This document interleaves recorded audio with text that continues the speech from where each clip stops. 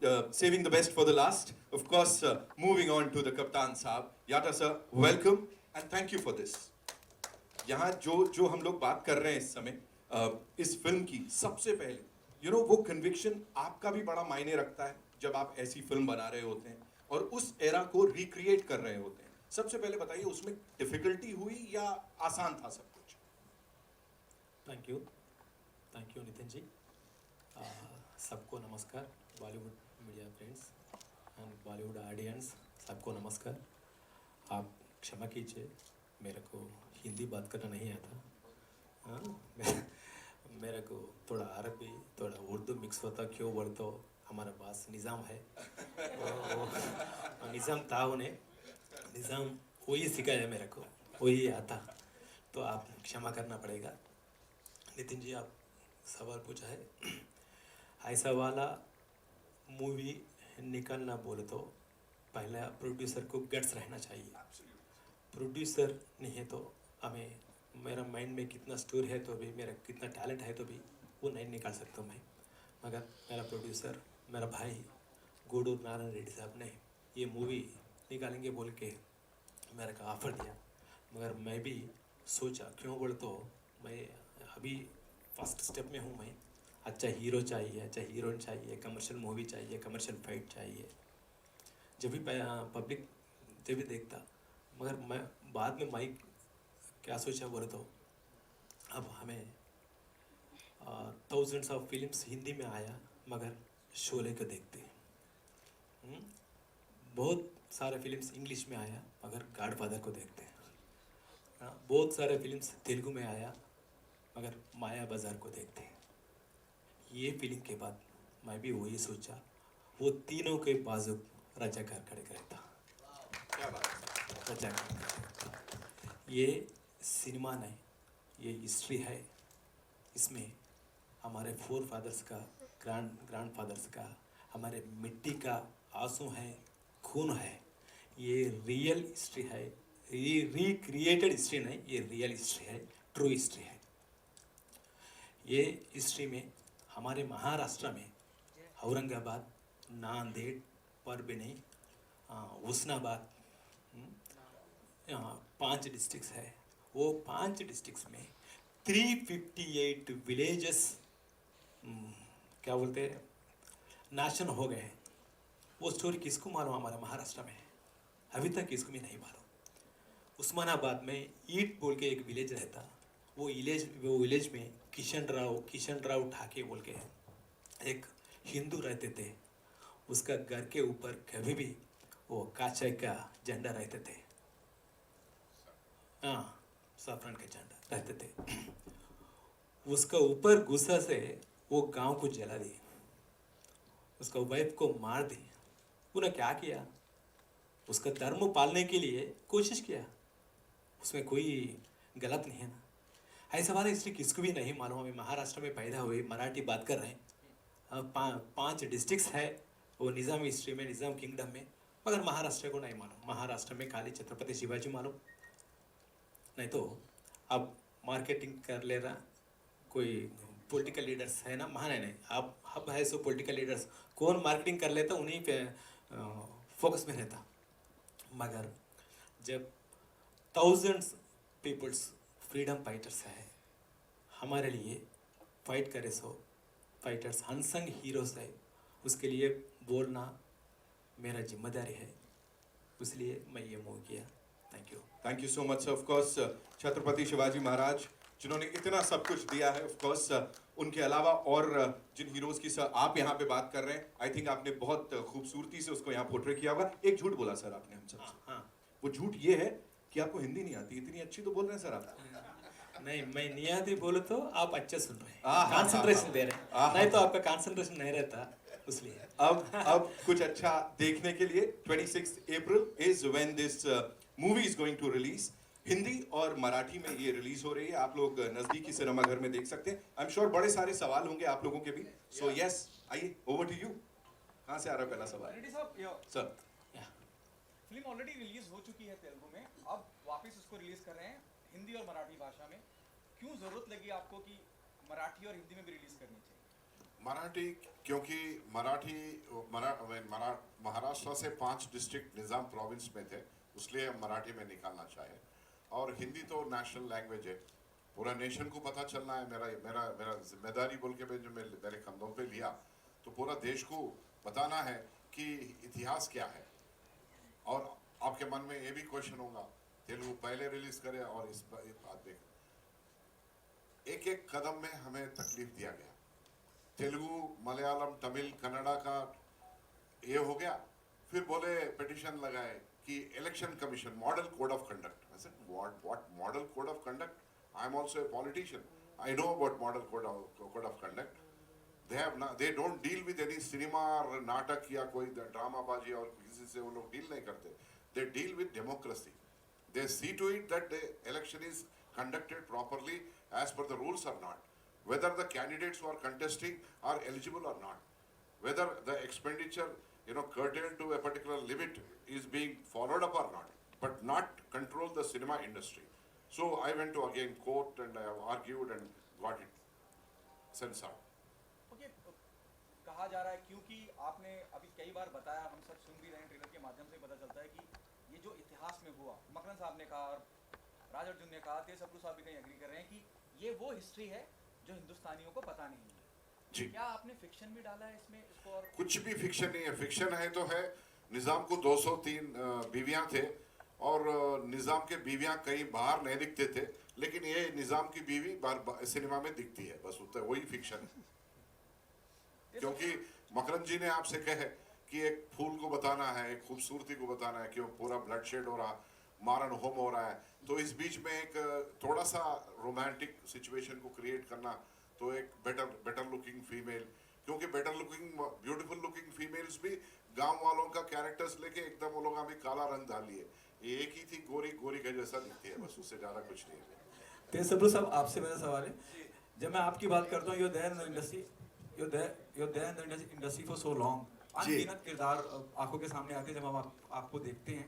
सरदार वल्लभ भाई पटेल का किरदार निभाना, और क्योंकि आपकी एक इमेज रही है, विद ऑल ड्यू रिस्पेक्ट, ये कितना चैलेंजिंग रहा आपके लिए, और क्या मानते हैं आप कि जो हिस्ट्री इस फिल्म में दिखाई गई है, क्या वाकई में आधे से ज़्यादा हिंदुस्तानियों को पता नहीं है कि ये भी इतिहास में कहीं हुआ है? या मुझे लगता है जब मुझे ही नहीं पता थी इनिशियली, तो फिर आधे से ज़्यादा को शायद ही पता होगी। वो तो मुझे यट्टा साहब और गुडूर जी ने जब बुलाया और पूरा एक्सप्लेन किया कि ये है, तब जाके मुझे लगा कि अच्छा ऐसी कोई हुआ है। तो सरदार जी इज़ माई आइडल, बट मुझे ये हैदराबाद का जेनोसाइड जो था ये पता नहीं था। Then I read a couple of things, और लोगों ने ये भी कहा कि आप ऐसी फिल्म लगी है, ज़रा देख लीजिए वो उन्होंने कैसा किया है रोल। मैं बोला मैं देखूंगा नहीं, वरना somewhere down the line you get carried away with even a one sort of nuance जो होता है एक्टर का। तो मैंने किसी को ना देखा ऐसा रोल प्रीवियसली जिसने किया होगा, और मेरे जहन में जो था कि ये कैरेक्टर जो मेरे आइडियल हैं, इन्होंने ऐसा किया था और मैंने उसी तरह निभाया है। अब कितना कन्विंसिंग निभाया ये आप लोग मुझे उसका रिजल्ट देंगे। मकरन साहब, आपसे पूछना चाहूँगा, और जिस वक्त आप बात कर रहे थे मुझे बहुत एहसास हुआ अंदर से कहीं कि बहुत डिटेल में आपने स्टडी करी है। जब मैं उस किरदार की उस्मान पाशा के किरदार की बात करता हूँ कि वो कंजूस थे, कितनी डॉक्यूमेंट्री देखी आपने, it gives me that vibes, you have seen so many thing about Usman Pasha. असल में क्या है कि एक्टर अपना प्रोसेस बताता नहीं है किसी को। पर बात बताऊं, जैसे कि राज ने भी अच्छी खूबसूरत बात कही कि हम जब एक्टिंग करते हैं तो एक मटेरियल होता है हमारे पास स्क्रिप्ट, लेकिन उसके बाद दूसरा मटेरियल होता है जो यहाँ पर था। मतलब एक एक्टर नहीं तो उसको इमेजिन करता है कि उसके पास्ट क्या होगी, what is his spirituality quotient, emotional quotient, his intelligent quotient, his violence quotient. There are many quotients which he thinks about it. But in this case, there was history, and still the history which was untold. So there were a lot of things which were missing. But कई किताबों में कुछ references थे, कुछ लोग कहीं पर reference ये थे कि वो बहुत ही अच्छे थे, उन्होंने बहुत, तो वो इतिहास कभी कभी आपको गुमराह भी कर सकता है। मैंने उसके इम्पोर्टेंट हाइलाइट्स लिए ऑफ कोर्स, और उसके बाद एक बात समझ में आई कि मुझे कास्ट किया गया, मैं तो 5 फीट 10.5 इंच का आदमी हूँ, और वो मीर उस्मान अली खान साहब 5 फीट 3 इंच के, तो कैसे करें उसको। एक मेरे दिमाग में था जो मैंने उतना शेयर नहीं किया, मेरी समझ में आया कि एक्टर थोड़ा झुक जाए और यूं चले अगर, और यूं लेके, तो हाइट का आपको अंदाजा आएगा ही नहीं। और कहीं तो जिक्र था वहां पर कि उनके कंधे झुके हुए थे, और वो शायद हो सकता है कि जो वेयर एंड टेयर जो उनकी जीने की लाइफस्टाइल थी, I don't want to elaborate on that, but वो जो थी उसकी वजह से वो झुके हुए थे। तो मुझे एज एन एक्टर, एक तो वो फिल्टरलेस सिगरेट पीते थे, आपने कभी पी है, कोशिश कर लीजिएगा, फिल्टर जब हटा देते हो और आप जब एक भी आप कश लेते हो तो आपके मुंह में बाद में धुआं आता है, पहले तो वो तंबाकू आता है। तो वो तंबाकू जब आया, और वो उससे मुझे लगता है कि वो किरदार का जो कड़वाहट थी, देखो लिखा पढ़ा आदमी और भी डेंजरस क्यों होता है, क्योंकि वो बहुत लिखा पढ़ा होता है, उसको पता है लिखने पढ़ने से ही उसमें ज्यादा पावर आ गई, ही कैन रूल, अनपढ़ गवार लोगों को he can rule, so he was a ruler. तो ऐसा रूलर जब लिखा पढ़ा आदमी करना हो आपको, तो मैंने कोशिश की, सच बताऊं तो यता साहब ने एक्चुअली एज ए डायरेक्टर ही used to push me also. आपने पूछा, एक ओवरऑल क्वेश्चन का जवाब दे देता हूँ कि कितना रियल है। तो क्या हो जाता है कि सिनेमा में जब हम आते हैं तो सिनेमा में आपका आप दिख तो सकते हो, लेकिन आपको बैकग्राउंड स्कोर दिया जाता है, तो हमारा किरदार हाईलाइट हो जाता है, हमारे लेंसेस होते हैं जिसकी वजह से हम आपको और क्रूएल नज़र आ सकते हैं। तो मुझे ऐसा लगता है कि हम लोगों का परफॉर्मेंस अगर ज़्यादा रियल लगा या ड्रामेटिक लगा या क्रूएल लगा, तो उसमें सिर्फ मेरा श्रेय नहीं है, मुझे जो सपोर्ट सिस्टम मिला है from my director and the whole other technical crew. So my work is been half, rest half is the medium. मगर सर ये कितना जरूरी है, जब मैं आप जिक्र कर रहे थे अभी कि किस तरह से फिल्म स्टार्ट हुई और कितना डिटेलिंग में रेड्डी साहब ने एक एक जूते तक का ध्यान रखा और इतना बजट बढ़ता चला गया। मैं बताऊं, वहां पर जो कटलरी आती थी, सीन चालू होता था, ये आत के देखते तो कहते थे ये इसका नहीं है, लाओ ये चेंज करो, ये खुद ही, मतलब मेरी तो समझ में नहीं आया, ये पहला प्रोड्यूसर है जिसको हमारे जितना ही हो सकता है हमसे भी ज्यादा मालूमात हो हिस्ट्री की, तो ये तो इन्होंने जवाब देना चाहिए, ऐसा मैं कहूंगा। कितना जरूरी है इस तरह के प्रोड्यूसर को और ज्यादा अप्रिशिएट करना, क्योंकि you know there is a monopoly happening in the industry, how important such independent producer to be a part of this industry. See, my please थोड़ा सा मुझे भी एक बार okay, I'll quickly complete it. See, I am a critic by myself. मैं critically movie को देखता हूँ तो मैं, मेरे दिल में भी कुछ गुस्सा आता है, डायरेक्टर ये लोग ठीक नहीं निकाला ये प्रोडक्ट। फॉर एग्जांपल आपको एक बात बोलता हूँ, जैसा ही शूटिंग शुरू हो गई, महिंद्रा जीप लेके आके खड़ा दिए डिपार्टमेंट, महिंद्रा थी का 1946-47 में महिंद्रा नहीं थी, विलीज थी, तो पूरा 2 दिन का शूटिंग को स्क्रैप करके फिर नया पुराने जीप खरीद के फिर रीशूट करे, ये शॉट है। So I used to be so, phone, जब एक फोन कान पे रहता था, एक यहाँ बात करते थे, वो फोन मेरे को कहीं बहुत 25-30 साल पहले कहीं ऐसा एंटिक शॉप में मैं लेके रखा था, तो वो है, luckily he use that phone. बहुत सारी चीजें हैं, I mean we cannot, we don't have much time because other gentle ladies and gentlemen have. Runa from web दुनिया, मैं आप सभी को ये कहना चाहूँगी कि मुझे बहुत अच्छा लगा है। हाय मकरंद, हाउ आर यू? मैं ज़ुसन अख्तर। यहाँ मैं आपसे मकरंद, आपसे या डायरेक्टर साहब अगर कोई जवाब देना चाहे, हिस्ट्री जो सब्जेक्ट होता है हमें बहुत कुछ सिखाता है, history is the best teacher, इस बात को कैसे लेते हैं? आज ये हिस्ट्री जो दिखाई जा रही है नई जनरेशन को क्या सिखा सकती है? आई थिंक जैसे अगर नए जनरेशन तो ठीक है, मेरी जनरेशन भी सीख रही है, मतलब हमें भी नहीं पता था क्या होता है कि हम अपना जीना शुरू कर देते हैं, हम इतने उलझ जाते हैं अपने जीवन में कि हम भूल जाते हैं कि हम 26 जनवरी मना लेते हैं या 15 अगस्त मना लेते हैं, लेकिन हम भूल जाते हैं कि वहाँ तक पहुँचने के लिए क्या क्या गुजरा है, किस चीज़ से गुजरे हैं। और जहाँ तक कला का ये एक इम्पोर्टेंट कर्तव्य है कि वो आपके सामने, समाज के सामने अपना वक्त तो रखे ही, लेकिन उस वक्त तक जो पहुंचे हैं वो विचारधारा को भी आपके सामने रखना पड़ेगा, तभी तो आपको समझ में आएगा आज का आदमी ऐसा क्यों है। तो मुझे लगता है इतिहास का वो बड़ा काम एक कला माध्यम से किया जाता है, तो जिसमें एजुकेशन ये उसका एक अहम हिस्सा है, और इसलिए शायद ये इस फिल्म को चुना गया है। आई थिंक याता can say more about it, but that's what I feel, history is important part of entertainment, as you say it, as entertainment. See,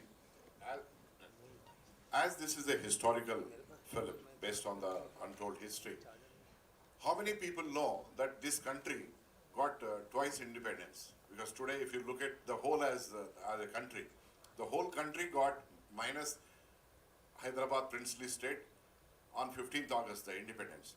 Whereas Hyderabad princely state was liberated on 17 September 1948, 396 days later. So दो बार हमें आज़ादी मिली है इस देश के वासियों को, एक फुल्ली, सेकंड पार्टली। तो ये भी जाना जाता है, लोगों को बताया जाता है। आपसे ये जानना चाहूँगी, कहते हैं कि आजकल हिस्ट्री, मतलब मैं अपने स्कूल टाइम से सुनते आ रही हूँ कि हिस्ट्री को एक बार फिर से लिखा जाना चाहिए, इतिहास को फिर से नए तरीके से लिखा जाना चाहिए। उरी जैसी फिल्म या रज़ाकार जैसी फिल्म जब आती है तो ये उस वक्तव्य को, ये उस बात को कितना सपोर्ट करती है कि हिस्ट्री वापस लिखी जा रही है? See, Uri, Razakar and all these are very small aspects of our history. The amount of history जितना है, पूरा दुनिया को अगर पेज बाय पेज अगर पूरा फैलाते गए तो भी उतना उससे ज़्यादा हिस्ट्री अपना है। तो आजकल के बच्चों को ये कंप्यूटर में, मोबाइल में, व्हाट्सएप या सोशल मीडिया में आके they have limited themselves to their own standards of living, but very unfortunate that they are unable to look at the past. So वो पास्ट को ऐसा ही एक बार जगा जाता है सिनेमा के जरिया या कोई नाटक का, कोई स्टोरी, कोई बुक के जरिया। तो मैं सोचा ये बहुत इम्पोर्टेंट है इस देश में, क्योंकि एक राजा, एक पर्टिकुलर मजहब का आदमी और उसी का प्रजा के ऊपर उन्होंने फोर्सफुल करके मजहब बदलने की कोशिश की, तो ये बहुत बड़ा हिस्ट्री है। सबसे ज़्यादा, सबसे अल्टीमेट हिस्ट्री ये है, इस देश वालों को जानकारी होना चाहिए, वो है रज़ाकार पक्का। और बाकी बहुत सारे मॉन्यूमेंट्स है, किंग्स है, बहुत सारे हैं, उनके ऊपर स्टोरीज या सिनेमास, नाटक या OTT प्लेटफॉर्म पे बहुत से आ रहे, और आगे भी आएंगे। बहुत सारी चीज़ें हमारा भी ऊपर जिम्मेदारी है। I will also be continuing my profession of producing, because once I got attached to this, I am unable to forget that, I like this particular thing because it can keep me active as I am today, 62 years. Otherwise, I'll be living sedentary life. Okay, I'm done. I've achieved everything. No, I want to be active. Then I'll be roaming around the whole country and the world again and again. So I would like to bring it to the notice of my countrymen and also the world. Thank you. Hello, Narayan ji, Narayan Reddy ji here. I'm Ramesh Rao from the Daily Charcha magazine. Sir, first of all, congratulations to you. Thank you, sir. आप हमारे young generation को इस इतिहास के बारे में बता रहे, जो उन्होंने हमारे देश के लिए इतना किया है. So, and what I'm saying, it's very nice. Is this, since it is a patriotic film also, you can call it. So, is there are songs which are with patriotic words? ऐसा कुछ आपने songs Yes, are there? yes. Yes, sir. See, the unsung heroes of the Nizam princely state, they belong to the common people. The peasants, ordinary peasants, have revolted against his own king, and they were supported by Arya Samaj, they were supported by communists, they were supported by Congress, they were supported by Vedic Sanghs, they were supported by many other organizations. We have paid tributes in the form of a song at the end of the movie. जब end होता ना, जो अपन बाहर नीचे से ऊपर आ रहे थे, एक गाना सुन रहे थे, that song is dedicated to those people, all those people and the unsung heroes. And one more thing, after this movie is produced and released, Government of India also took a very major decision. That is, bringing out a gazette which states that Government of India henceforth will celebrate the liberation of Hyderabad officially. That is on 17th September every year.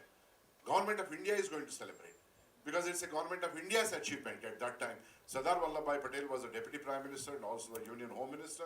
He took the responsibility as a Union Home Minister, Grah Mantri होने के नाते उन्होंने ये liberation किया, और Government of India bringing out with one beautiful line which states that the present day generation have to be notified about the sacrifices of the unsung heroes so that they can pay homage every year to those departed souls on the 17th September. So this is the इसका महत्वपूर्ण underlining point ये है कि 17 सितंबर भी बहुत important है क्योंकि वो richest province, richest country, richest king in the universe और आज the most beautiful climate Hyderabad का है।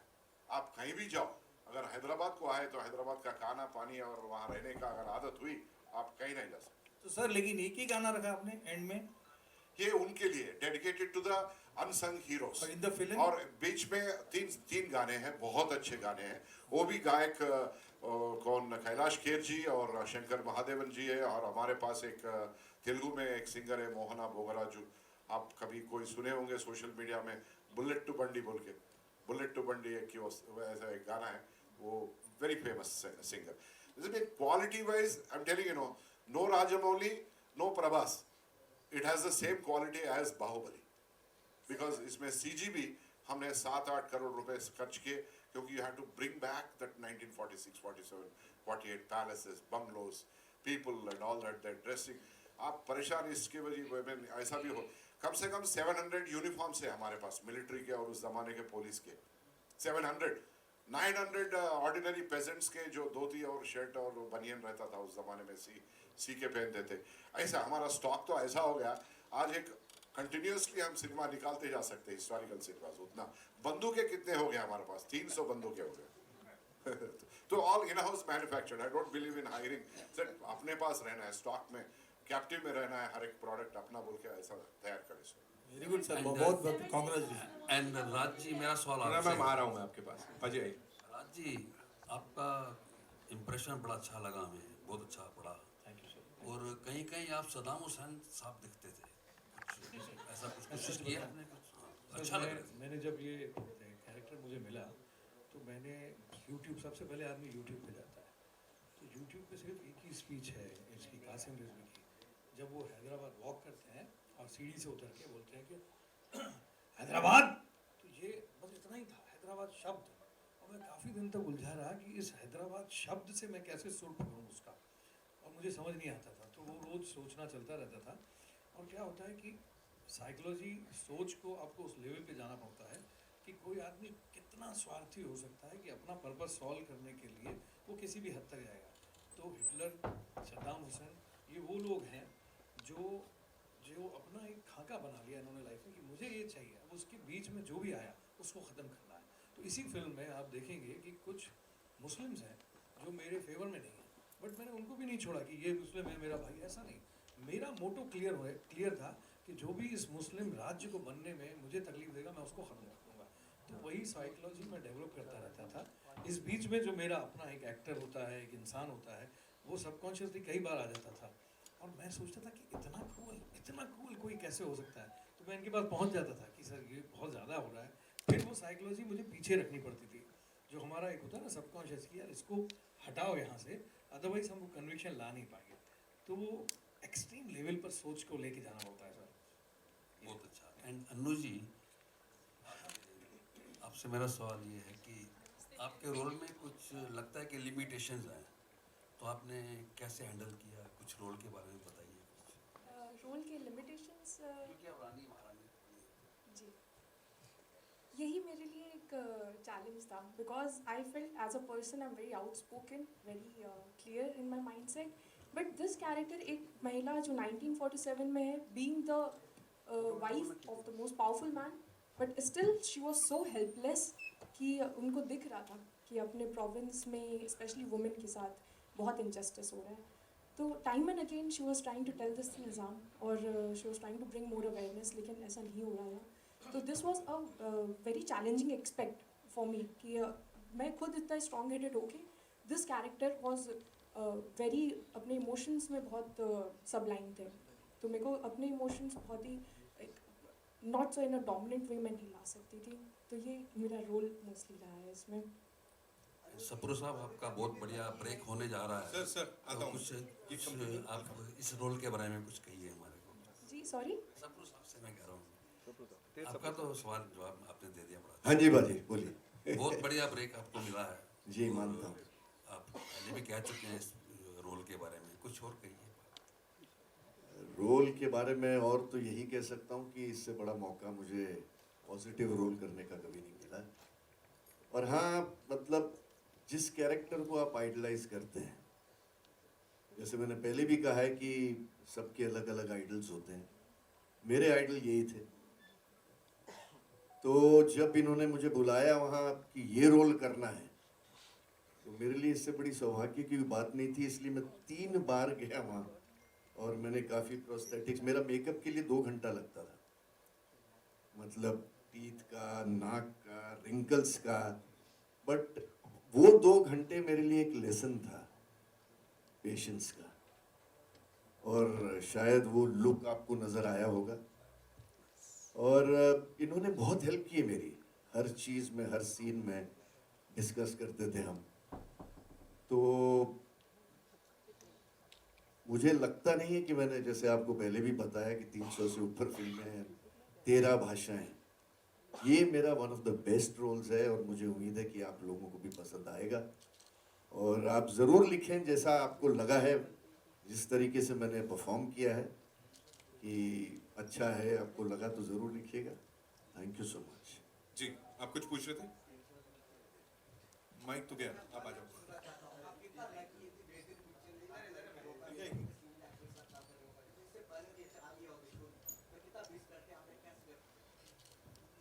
बहुत सारी चीज़ें अब जी, हाँ। इसमें सीखा। मोस्ट ऑफ ऑल एक स्ट्रॉन्ग एक कैरेक्टर के साथ स्क्रीन प्रेजेंस कैसे मेंटेन करना, कैसे पेशेंस रखना कि सुबह 6 बजे से 3 घंटे मेकअप करने के बाद आप पूरे दिन वेट करते हैं और कितने दिन वेट करते हैं। तो बहुत सारे एस्पेक्ट्स थे एज एन एक्टर जो डेली जो फेस करते हैं कि स्क्रिप्ट में बहुत बार चेंजेस होते हैं कि लास्ट मिनट होते हैं, तो आप अपनी एक्टिंग में क्या सुधार कर सकते हैं।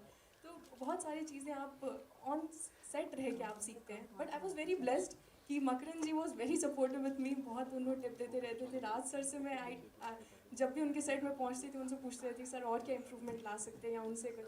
तो they have been very very supportive for me and उनसे बहुत कुछ मुझे प्रेरणा मिली आगे काम करने में। मैं हमेशा याद रखूँगी इन्होंने जो भी सिखाया है।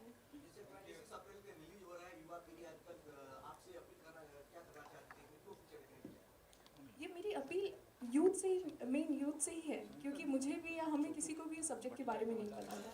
और लेसन क्या लेना चाहिए कि कैसे ग्रीड और पावर अपोजिशन के लिए आप इतने लोगों की आपने हत्या कर दी, फोर्सफुल कन्वर्जन्स हुए, लोगों की they were robbed of their dignity.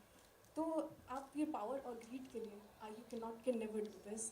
तो ये हमें सीख इस मूवी से मिलेगी and I hope you take the lessons from it and learn from it, because history, so that history never repeat itself.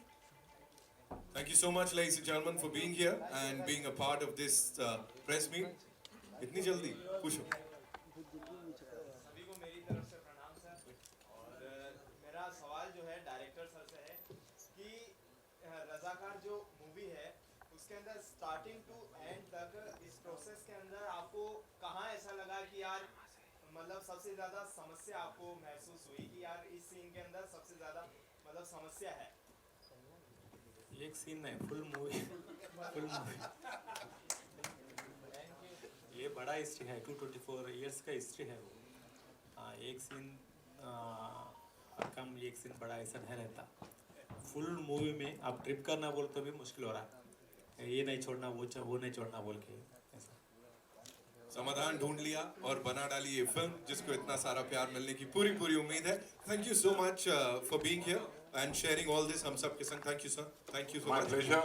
I thank each of you, the media friends and well wishers. Thank you very much. हाँ, कर देना।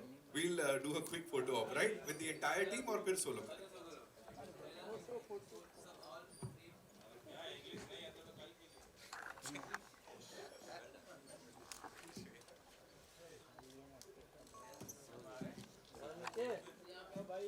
Photo खींचने से पहले नीचे हो जाओ, नीचे हो जाओ।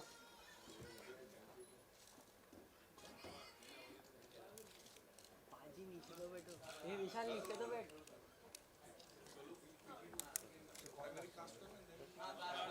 नीचे बैठ।